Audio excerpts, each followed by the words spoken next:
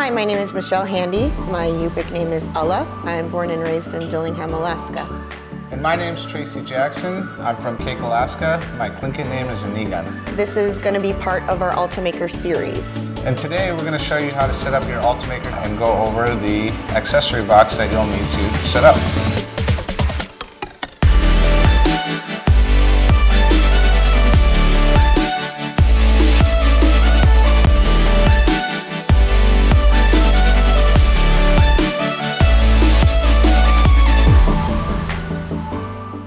And for starters, we're going to pull out the Ultimaker accessory box that Alla will go over with you in a second to show you the parts and details of everything that's included in here. Here we have... This is your battery pack. This is where you plug and play. So you literally just plug in your Ultimaker right into the wall and into the Ultimaker, and that's basically all you need to get it going.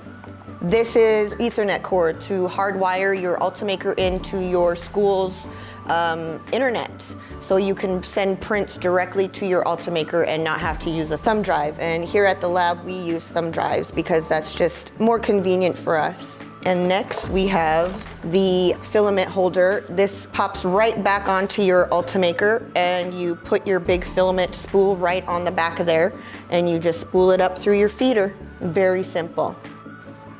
Next is the sewing grease that we use for the X and Y axis rods, specifically to keep your print head moving properly. And your glue stick? Glue stick.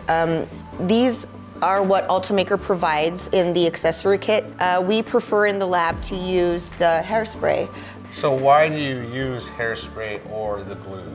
It helps with bed adhesion. So when your print is getting ready, that bed will heat up and help that plastic adhere to that bed so you don't end up with a bad print. But what seems to work for us is the hairspray. You can totally try at your school or your lab to see what works best for you, but it's to help with the bed adhesion. You want your print to be able to stick to that build plate so it doesn't move at all.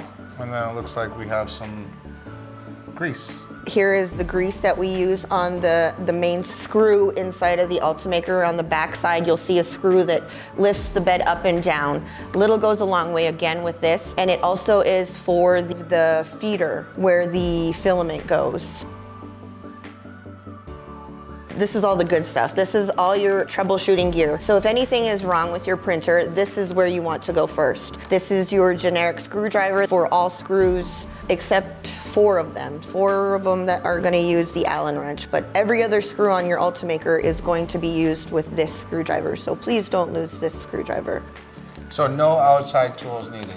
No outside tools needed. They provide everything you will need to maintain and print on your printer. Easy peasy lemon squeezy. Yep, and this is your calibration card. This is to level the bed. It doesn't seem like much, but this is what we use to level the bed, and a very specific width for your Ultimaker and print head and to level that bed properly.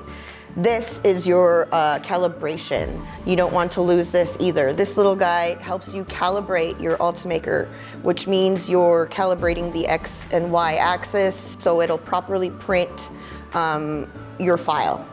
So why is it important that you level your machine before you use it? You should always level your machine before you use it because when you first unbox your machine, you're not sure about shipping and you need to make sure that that bed is level so your prints don't mess up. And here is the thumb drive that is provided along with the internet cord. Again, we use the thumb drives in our lab.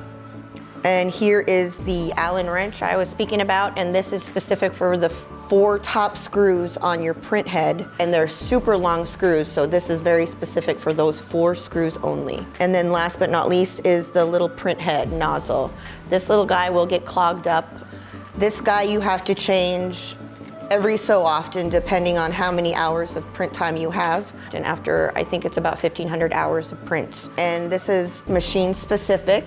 You can only use it in your machine. And this is the wrench that comes with it.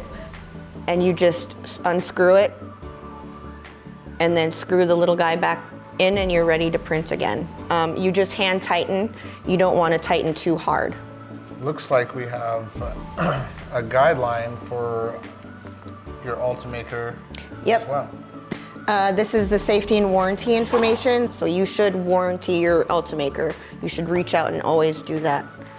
This is your quick start guide. Everything I just told you is also in this quick start guide, and there is other information in there that we are going to go through in other videos on our Ultimaker.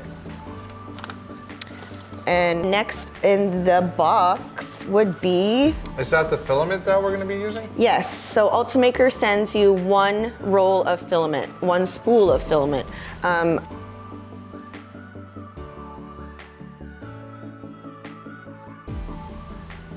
Here is the Ultimaker, unboxed, ready to go. It is very durable, but that doesn't mean we want you to drop it. It's very safe to move around if you need to move it around, or if you need to even bend over and do some maintenance into it. But again, just be super careful when you do handle it, but they are durable. We'll just explain what this is. This is your feeder, where it feeds in the filament up into the Bowden tube. This is your Bowden tube, and that goes down into your print head. So this is your print head, if you can see it. I'm not sure if you can see it, but this guy here is your print head, and you can move him around while you work on him. They're made to do that, so you're able to move them around and work on them when you need to.